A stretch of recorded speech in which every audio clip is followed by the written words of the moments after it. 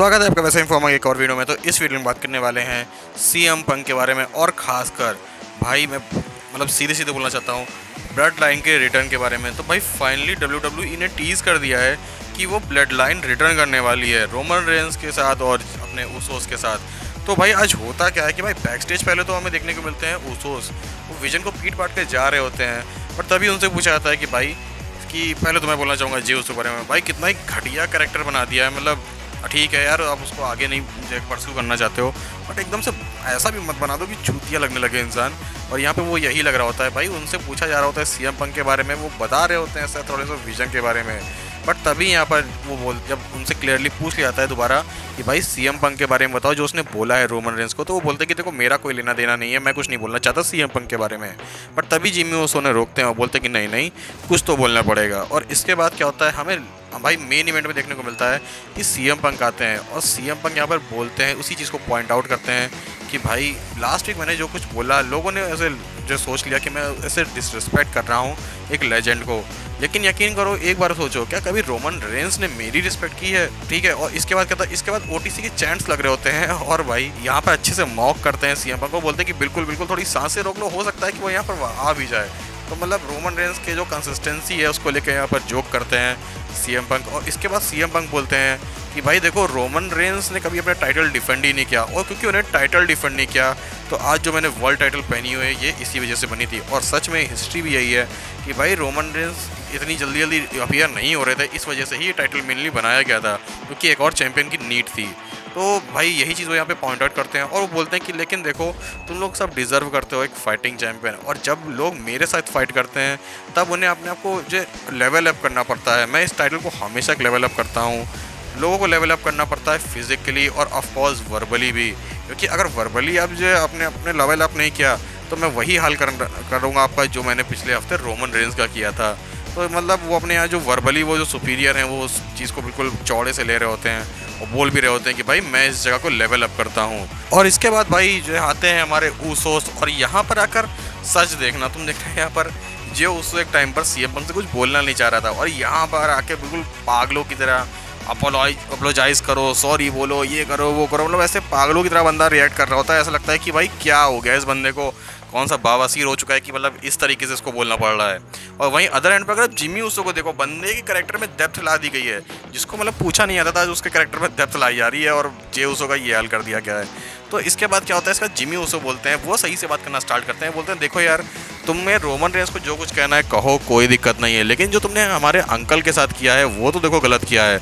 मैं तुम्हारी बहुत रिस्पेक्ट करता हूँ, ये बात तुम भी जानते हो, और तुम कहते हो ना कि तुम वॉइस हो वॉइसलेस की, लेकिन यकीन करो सोचो तुमने क्या किया है। तुम रोमन रेंस को इतना लताड़ना होता लताड़ लेते, मुझे कोई दिक्कत नहीं थी, लेकिन तुमने हमारे अंकल को जो है डिसरिस्पेक्ट किया है जिसकी आज कोई वॉइस ही नहीं है। यानी कि वो उनके अंकल जो कि अब नहीं है उसके बारे में बात कर रहे होते हैं कि भाई अब तो उनकी कोई वॉइस नहीं है और तुम उनको जाकर डिसरिस्पेक्ट कर रहे हो। तो काइंड ऑफ यहाँ पर जिमी ऊसो ने एक डेप्थ डाली, वरना जे ऊसो तो अलग ही लेवल पे यहाँ पर चल रहे थे। और इस चीज़ को हालांकि यहाँ पर सीएम पंक भी पॉइंट आउट करते हैं कि भाई तेरा भाई आज थोड़ा ज़्यादा गर्म हो गया है, लेकिन तू बात कर रहा है तो मैं तुझे समझाना चाहता हूँ कि बिल्कुल, और तुझे लगता है ना कि अगर सीखा ऊपर से सुन रहा है, भाई देख मैं तो इन सब चीज़ों में बिलीव नहीं करता, लेकिन तुझे लगता है अगर सुन रहा है तो मैं तुम्हें बताना चाहता हूँ कि भाई देखो तुम्हारे और मेरी जो तुम्हारे परिवार और मेरी बहुत बड़ी जो है हिस्ट्री रही है। मैं पहले तुम्हारे परिवार के साथ ही रहता था, वो पूरी हिस्ट्री बताते हैं यहाँ पर, बोलते हैं कि कैसे जो मुझे नॉलेज मिली है रेसलिंग की वो एक्चुअली मिली है तुम्हारे ही परिवार से। वो बोलते हैं आज तक देखो तुम्हारे परिवार में सभी ने मेरी रिस्पेक्ट की है, जस्ट एक उस सन ऑफ बिच को छोड़कर। और रोमन रेंस की बात कर रहे होते हैं और बोलते हैं कि अगर सीका सुन रहा है तो उसे पता होना चाहिए कि उसका जो लड़का है वो कितना हरामी टाइप का है। वो रोमन रेंस के पूरे नेगेटिव चीज़ को गिना रहे होते हैं कि बंदे ने हमेशा बैक स्टैबिंग की है, उसने क्या किया है, उसने क्या नहीं किया है। और इसके बाद फिर से जे उसका बिल्कुल दिमाग खराब होता है, बोलते हैं कि तुम समझ नहीं रहे हो, तुम्हें बस यहाँ पे अपोलोजाइज करना चाहिए, सॉरी बोलो, अभी सॉरी बोलो। और भाई यहाँ से तो चैंट्स भी लगना चालू हो गए थे, यू से सॉरी के भाई। और इसके बाद क्या था, इसके बाद सीएम पंक आगे हाथ बढ़ाते हैं, हाथ मिलाते हैं जिमी ऊसो और जे ऊसो से और बोलते हैं आई एम सॉरी। और उसके बाद वो यहाँ से असली रंग दिखाते हैं और बोलते हैं आई एम सॉरी कि रोमन रेंस ने तुम लोग को कैसे डिसरिस्पेक्ट किया है, कैसे उसने अपनी फैमिली को जस्ट बिट्रे किया है, जस्ट यूज़ किया है, और उसने तो कभी आके उस चीज़ के लिए अपोलोजाइज़ नहीं किया। और इसके बाद वो यहाँ पे कोडी रोड्स को भी घसीट लेते हैं, बोलते हैं कि भाई जब रोमन रेंस ने जो बिल्कुल डिसरिस्पेक्ट किया था भाई डस्टी रोड्स को और कोडी रोड्स से बोला था कि भाई उसके फादर का तो कोई रिलेवेंट ही नहीं है यहाँ पर, वो इररिलेवेंट है, तब कहाँ पर थे? तब तो उसने आके सॉरी नहीं बोला। और मैं सॉरी कहूँ आके, भाई सॉरी तो उसे कहना चाहिए कि भाई वो तुम लोग को यूज़ कर रहा है, और अगर उसे हल्की सी भी केयर होती तुम लोग की ना, तो वो आज यहाँ खड़ा होता और मैं उससे बात कर रहा होता, ना कि तुम बच्चों से मैं बात कर रहा होता। और इसके बाद क्या था, इसके बाद भाई वो माइक मारते हैं जे उसो के ऊपर, और जे उसो ने धक्का दे देते हैं। और इसके बाद सीएम पंक मारने के लिए बढ़ते तो हैं, बट तभी जिमी उसो भी उन्हें एक पंच लगा देते हैं। तो यहाँ से गर्मा गर्मी का माहौल बन चुका है। और अगर आप इस चीज़ को सही से देखो भाई, रोमन रेंस मतलब आप फिर से देखो सही से, रोमन रेंस की डिसरिस्पेक्ट हुई और उसके पीछे पीछे आ गए ऊसोस, जो कि ओरिजिनल ब्लड लाइन थी।